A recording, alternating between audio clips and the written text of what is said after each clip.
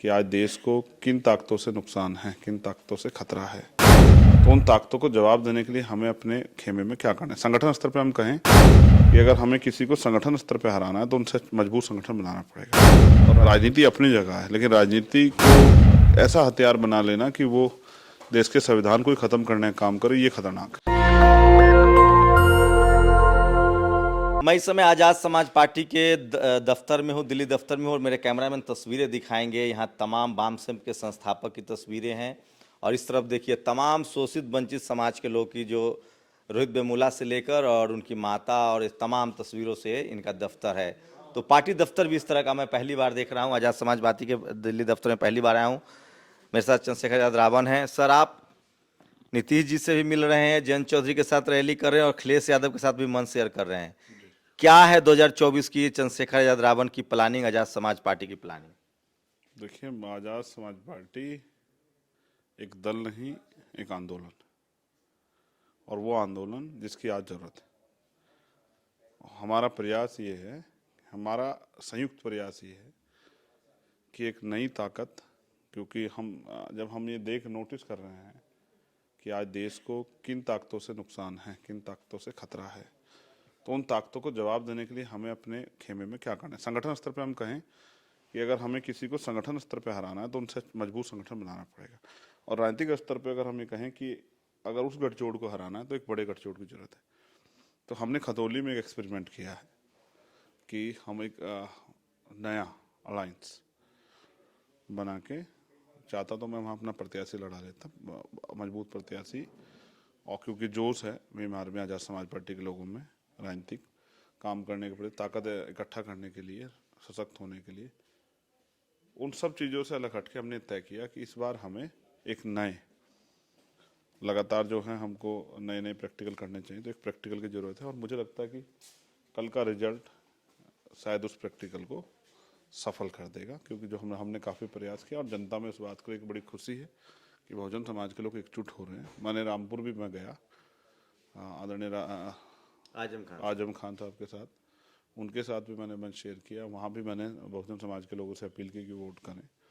मैनपुरी में नहीं जा पाया, मैंने मैनपुरी के लिए भी जो है रामपुर से भी और खतौली से भी ये लोगों से अपील की, वहाँ के संगठन को भी कहा कि वहाँ पे भी इस गठबंधन की मदद कीजिए, जिससे कि बीजेपी को, जिस सत्ता के दम पे वो हमारे लोगों के अधिकारों को कुचल रही है, और हम लोगों को, मतलब आप समझिए कि कॉन्स्टिट्यूशन के जो आर्टिकल हमें अवसर देते हैं, उन अवसरों को जो है कमज़ोर करने का काम करी, ख़त्म करने का प्रयास करी, तो उनको सबक मिल सके।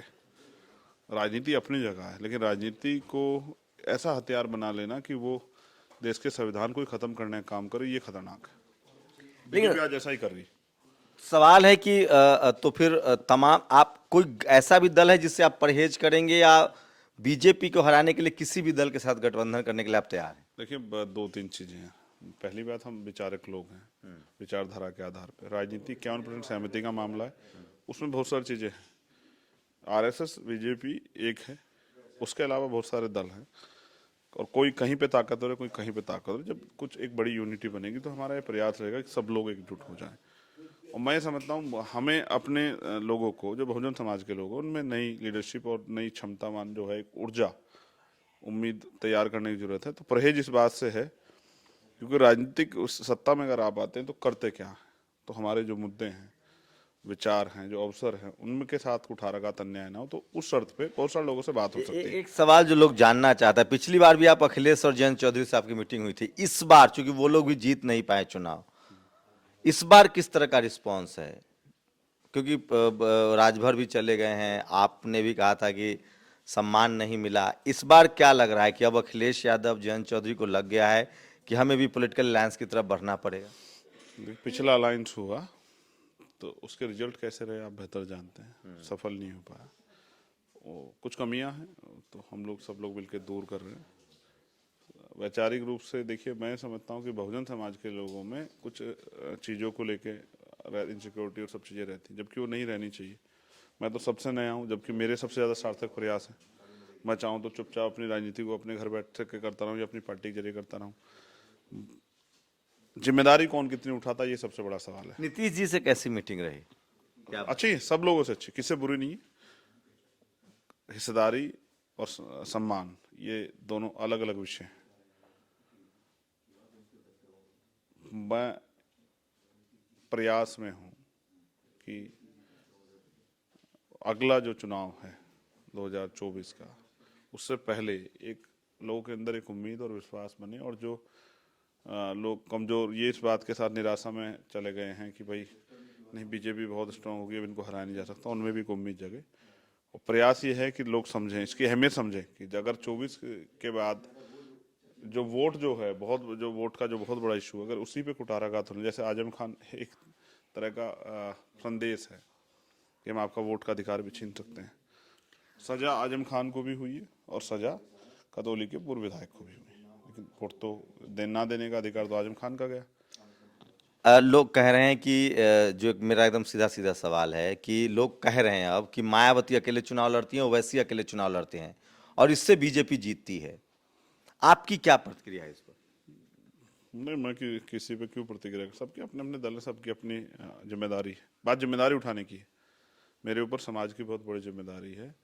बाबा साहब के सपनों का जो हमारे महापुरुषों ने इतना त्याग बलिदान करके इस देश को संजोया है, संविधान से जो जोड़ा है, उसको खतरा है, उसके प्रति मेरी बहुत बड़ी जिम्मेदारी। मैं अपना काम कर रहा हूँ, बाकी बहुत सारे लोगों को खुद भी सोचना है, एनालिसिस करना है कि उनका व्यक्तिगत हित इस देश पे और समाज हितों पे कितना खतरनाक रूप से पड़ रहा है। बड़ा गुजरात में भी हमारा संगठन है, हिमाचल में भी हमारा संगठन है। मैंने रैली भी की थी शिमला में कि कल को दूसरे दल ये ना कहें कि भाई हमारी वजह से जो है ना, ये रोते रहते हैं सब लोग कि सब वो खड़े ना होते तो हम जीत जाते, वो खड़े ना होते हम जीत जाते। तो मैंने कहा भाई चलो इनको लड़ने दो, बिना प्रिपरेशन के जाना भी नहीं चाहिए। इसका मतलब ये नहीं कि चुनाव आ गया तो आप जाके लड़ो लड़ो लड़ो, मैं इस बात को सही नहीं मानता।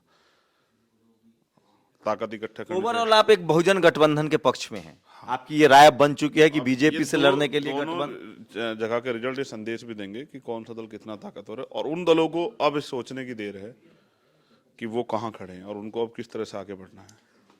कांग्रेस एक बड़ा फैक्टर है, कई राज्यों में उसकी सरकारें हैं, संसाधन के मामले में भी कांग्रेस के मैं राहुल जी से मिलूंगा तो सवाल करूंगा, सवन उनके साथ भी अब नहीं है, वो भी SC ST OBC माइनॉरिटी के वोट पर आश्रित हैं।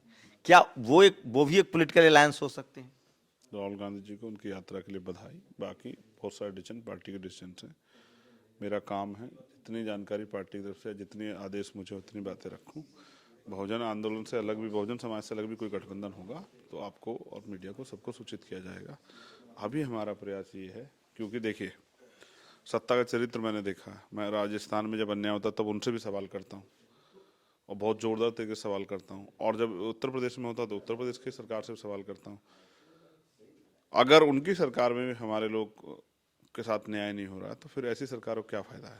मेरे कई दोस्तों ने बताया कि खड़गे अब अध्यक्ष बन गए, खड़गे और नीतीश कुमार, वो आप में बहुत संभावनाएं देख रहे हैं 2024 में। मेरा वही सवाल है, वो आपको प्रोजेक्ट करना चाहते हैं कि पूरे देश में पैन इंडिया जो एक बहुजन आइडियोलॉजी की बात हो रही है, अब चूंकि सबको आइडेंटिटी पॉलिटिक्स है तो उनको लग रहा है कि शेड्यूल कास्ट जो SC समाज के सबसे बड़ा चेहरा रावण होंगे। उनको चाहिए कि इन वर्गों के मुद्दे जो कि अब गायब हो गए उनको भी अपने एजेंडे में लाएं। और वो क्या, फिर मैं आपसे कह रहा हूँ, मैं आज घर बैठ जाऊंगा तो कोई मुझे खड़ा नहीं कर पाएगा। और मैं बीज हूँ, प्रोजेक्ट होने वाली चीज नहीं हूँ। अब आज यहाँ तक हूँ तो अपने लोगों के उनके संघर्ष के दम पे हूँ, और आगे भी अगर आगे बढ़ूंगा उनके नहीं, वो कह रहे हैं कि आप बड़ा चेहरा होंगे बीजेपी के खिलाफ 2024 के चुनाव में। मेहनत करके एलायंस का अब 24 उसमें खड़गे भी होंगे, 23 भी देखते हैं, 23 भी देखते हैं, उन पे अवसर है। 3 स्टेट में इलेक्शन है, देखते हैं अवसर है। कौन किसको, एक बार मैं हमेशा आपसे पूछता हूँ, बीएसपी में ज्यादातर बीएसपी के समर्थक मुझे कहते हैं कि चंद्रशेखर रावण को बीएसपी की जिम्मेदारी संभालनी चाहिए। मैं क्या कह रहा हूँ, पहली बात का जवाब देता हूँ। छत्तीसगढ़, मध्य प्रदेश, राजस्थान चुनाव, कौन किसको कितना बढ़ाना चाहता है या सिर्फ बड़ी बातें कर रहा है, बड़ा करना चाहता है, ये आपको पता लग जाएगा।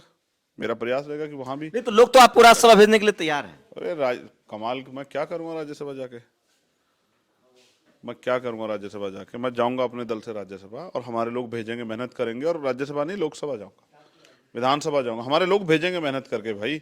और अकेला चंद्रशेखर क्यों, इतने सारे लोग काम कर सकते। अच्छा, आप पर जिम्मेदार, इस देश में बहुत लोग राजनीतिक रूप से उतने नहीं हुए हैं सफल जितने कि सामाजिक रूप से मार्टिन लूथर हो, मंडेला हो। आपको लोगों की एक धारणा है, लोगों को भरोसा है कि जहां न्याय वहां चंद्रशेखर। अभी सीकर का मामला है, रोज ऐसे मामले हो रहे हैं। क्या उसमें कुछ कमी आ रही है, आपके पास समय नहीं मिल रहा है, उसके लिए क्या रणनीति है? क्योंकि लोगों को उम्मीदें बहुत ज्यादा है कि जहां न्याय हो चंद्रशेखर रावण आए। आपने वन मैन शो देखा है? आजकल सारे राजनीतिक दलों में वही चल रहा है। हमारा प्रयास है कि वहाँ की जो लीडरशिप है वो संघर्ष करके अपने बलबूते पे खड़ी हो और कुछ नए लोगों को पहचान मिले। राजस्थान में उनको काम स्टेट करना- वाइज आप लीडरशिप अब खड़ा कर रहे हैं। बिल्कुल, इसीलिए- चंद्रशेखर रावण हर जगह नहीं जाएंगे, राजस्थान का मामला तो राजस्थान का युवा देखेगा। हाँ, राजस्थान की लीडरशिप देखेगी। वहाँ लीडर्स हैं ऑलरेडी, हमने तैयार किए 5-6 साल में। मध्य प्रदेश में भी बहुत सारे मामले चल रहे हैं, दमोह का एक इश्यू चल रहा है, वहाँ पे वहाँ की टीम है, संघर्ष कर रही है और जवाब दे रही है, जवाब ले रही है। तो मैं समझता हूँ अगर सब जगह मैं ही जाऊंगा तो उनको कौन पहचानेगा? उनको संघर्ष करने दीजिए और वो तैयार हो रहे हैं। उनको जाना है सहारनपुर, इसलिए वो इंटरव्यू छोड़ के चले गए हैं। हमने समय कम 5 मिनट का ही मांगा था। तो उनकी लगातार कोशिश है कि एक बहुजन यूनिटी बने। आप लोग पूरी बातचीत पर आपकी क्या प्रतिक्रिया, अपनी प्रतिक्रिया जरूर दीजिए। कैमरा आशीष के साथ शंभू कुमार सिंह, नेशनल दस्तक, दिल्ली। नेशनल दस्तक की आपसे गुजारिश है कि अगर इसको बचाना चाहते हैं तो नेशनल दस्तक को सब्सक्राइब करने के लिए रेड कलर के सब्सक्राइब बटन को दबाएं, फिर बेल आइकन की घंटी दबाएं। नेशनल दस्तक को बचाने के लिए बहुत जरूरी है कि हर खबर को शेयर करें, लाइक करें, कमेंट जरूर करें।